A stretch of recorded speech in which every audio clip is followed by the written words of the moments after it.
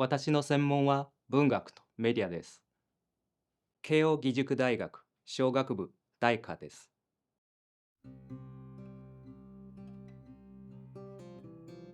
私は満州国を研究しています。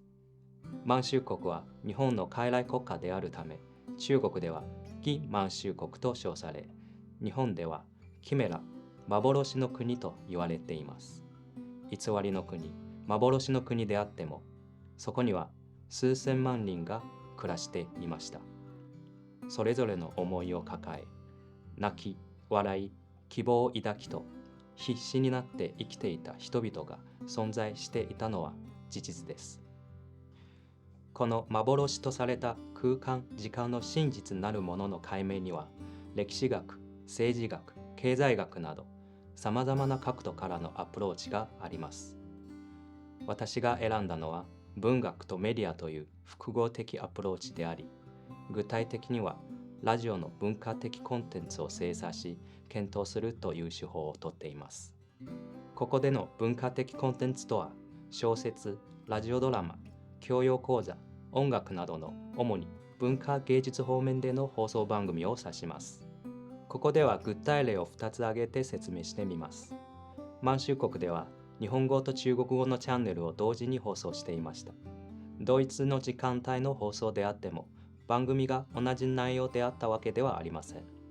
例えば朝7時半に日本語チャンネルは中国語講座を放送し、中国語チャンネルは日本語講座を放送することになります。こちらは当時使われた放送用教材です。実際の音声を聞くと、これらの中国語は大連の発音で読み上げられていたことがわかります。語学講座なのに標準音を教えなかった理由については、こちらの論文に書いてありますので、興味がある方はぜひ読んでみてください。もちろん、同一の番組を放送する場合もありました。例えば朝7時の建国体操と呼ばれたラジオ体操です。大連にいた日本人も日本本土と同じラジオ体操を積極的に行っていました。